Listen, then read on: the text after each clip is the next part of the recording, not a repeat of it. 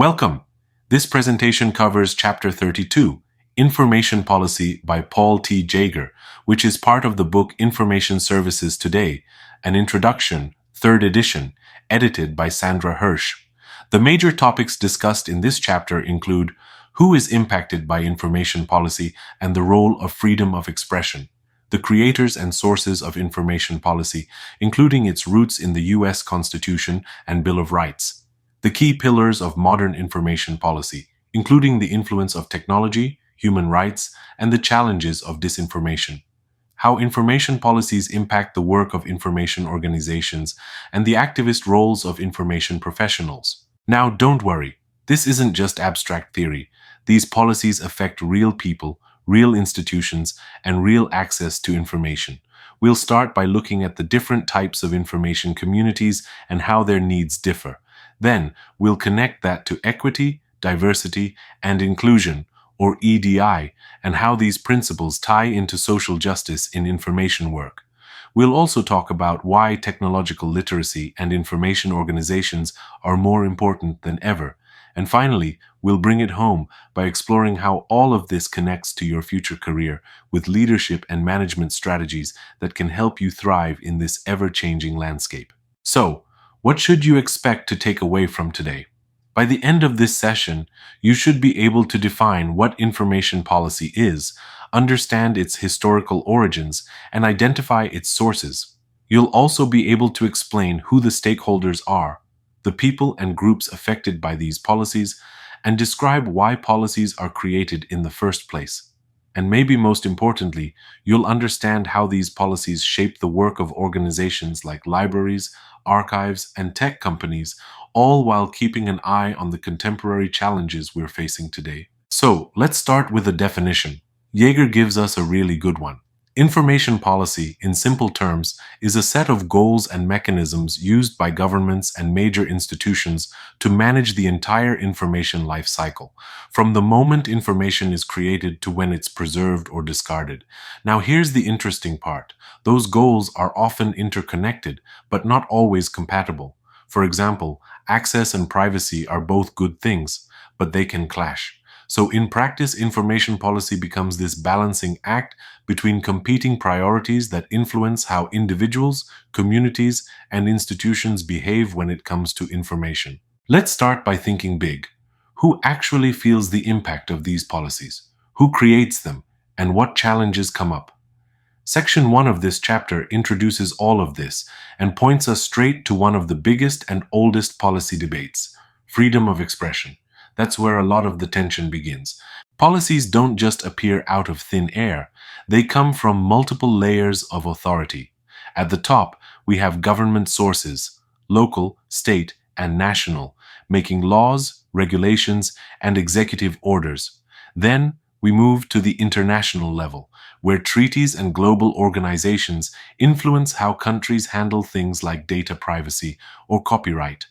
And finally, we have professional organizations like the ALA or corporate associations that create policies for their own members. These aren't laws, but they still have powerful effects within those professions. Information policy touches everyone: individuals, corporations, governments, but not everyone sees it the same way.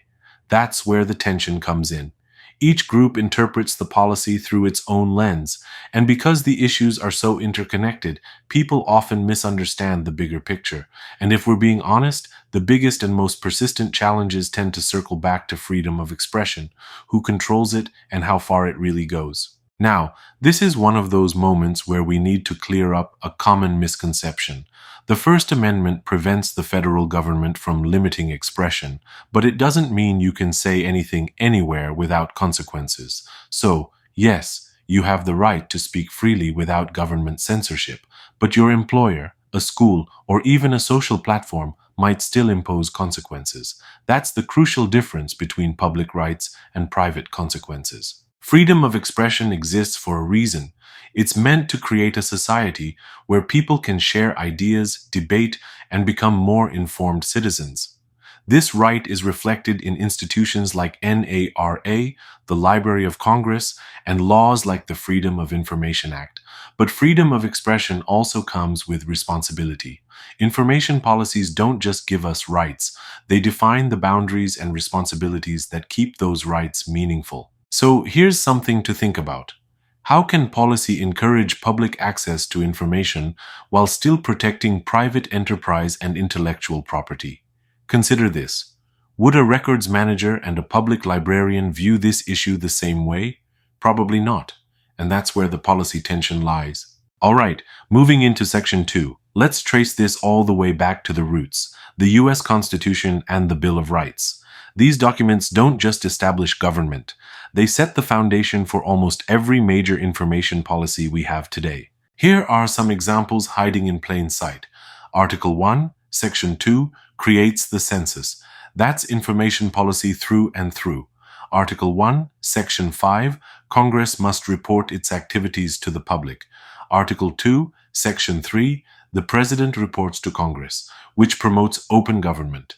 And Article 1, Section 6, guarantees free speech in legislative debate, modeling transparency in governance. Then, in Article 1, Section 8, you see the National Postal System, the early version of our communications network. You also get intellectual property protections, the right to patents and copyrights, and even control over currency, which is information management at a financial level. And when we look at Article 3, Section 3, the definition of treason, it even draws a boundary on speech, showing that freedom has limits. The Bill of Rights adds another layer, this time protecting citizens directly. The First Amendment secures freedom of speech and the press. The Fourth protects against unlawful search. Today, that's the foundation of digital privacy. The Fifth ensures due process. The Ninth covers unlisted rights, allowing room for growth. And the 14th Amendment ensures that all these protections apply to state and local governments too. Over time, people have combined these principles to create new rights. For example, the modern right to privacy connects the First and Fourth Amendments, and the right to receive information draws from both freedom of expression and government transparency mandates. That's how constitutional ideas evolve with technology and society. Let's pause again and reflect. As professionals, how do we shape policy? Think of librarians who fought for net neutrality, or archivists advocating for digital preservation laws. Information professionals don't just follow policy, we often influence and reshape it. Now comes the most exciting part. What happens when these traditional policies collide with the digital age? Section 3 focuses on how technology has redefined information policy, especially when it comes to human rights, literacy, and disinformation. Jaeger says it well. The modern landscape is changing faster than policy can catch up. We've got revolutionary technology, commercial data mining, huge interconnected databases, and massive security challenges. It's a whole new world compared to what the framers of the Constitution ever imagined. Let's compare the old and new pillars of information policy. Old pillars focused on intellectual freedom, access, government transparency, and privacy of thought. But today, we add new ones: advanced technology, data commercialization, massive-scale information exchange, and global cybersecurity. The stakeholder list has expanded too. It's not just governments and libraries anymore, but also tech giants, global corporations, and entire nations. Let's pause and think about something profound.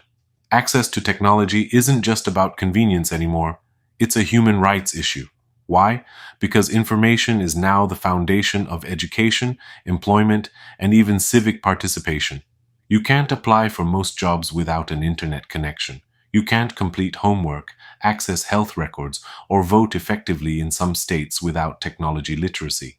So when someone is left out, maybe because broadband is too expensive in their area, or because they don't have the digital skills to navigate online forms, that's not just an inconvenience, that's exclusion from full participation in society.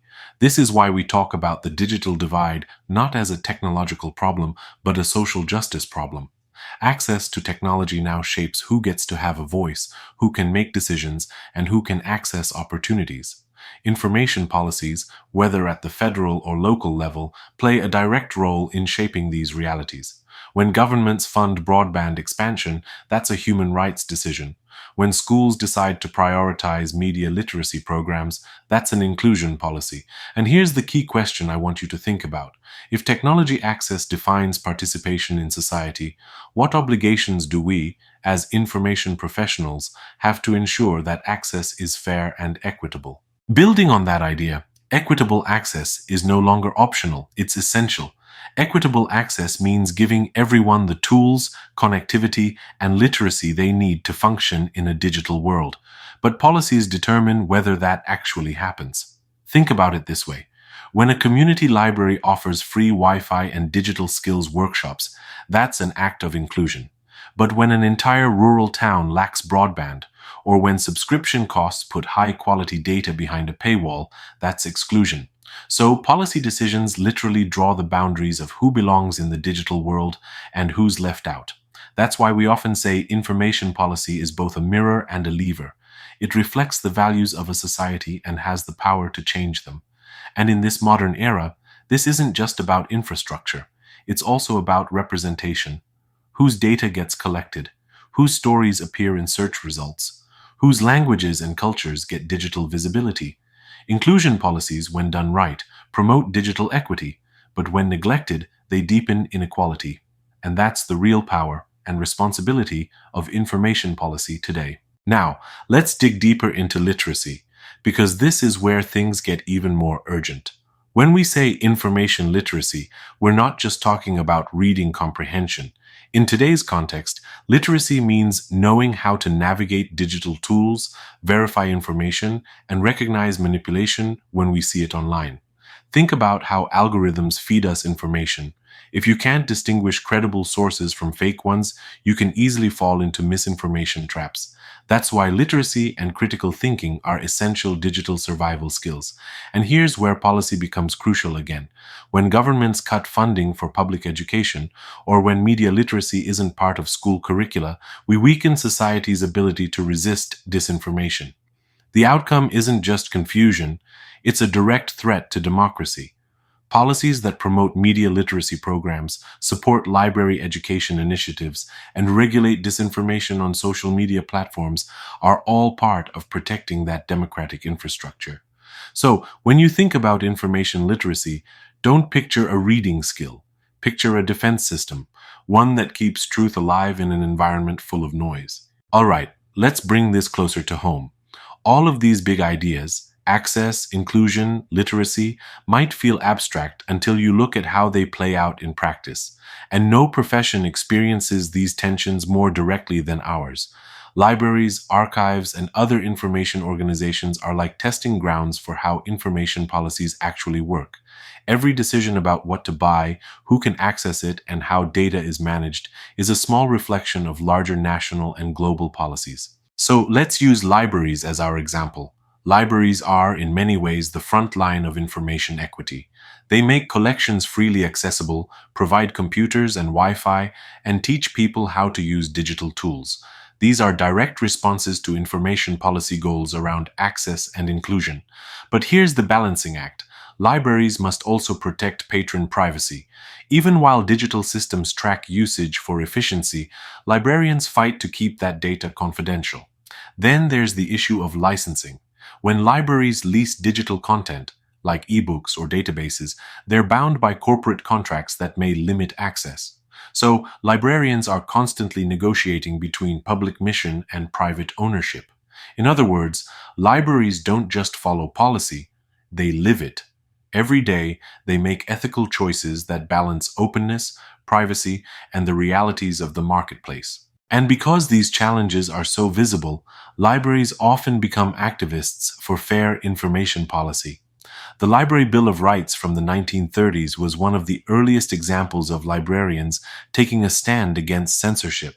During the post-9/11 era, library groups opposed aspects of the Patriot Act that allowed the government to monitor reading and internet habits. Today, we see librarians advocating for net neutrality, data privacy, and freedom of access to information online. Professional organizations like the American Library Association, ALA, don't just issue statements, they train librarians to engage legislators, provide research for policymakers, and defend equitable information access as a core democratic value. This activist role is not about politics. It's about protecting the public's right to know. It's what turns information work into a civic mission. And yet, despite all this advocacy, policy often lags behind technology. Let's take some current examples. Artificial intelligence can now generate content, make hiring decisions, even predict criminal behavior. But laws regulating these systems are still in their infancy.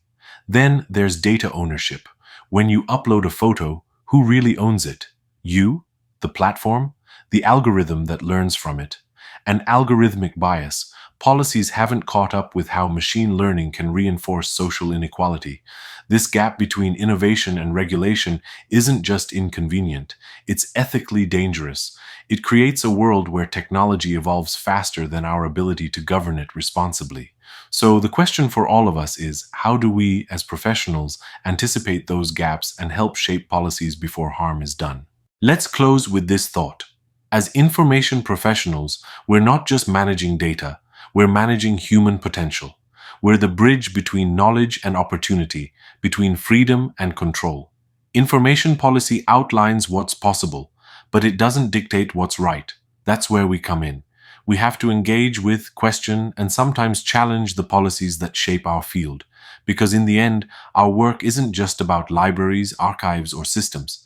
It's about ensuring that everyone, regardless of income, geography, or identity, has a fair chance to access, understand, and contribute to the world of information. That's what makes us not just information professionals, but guardians of access and equity in the digital age.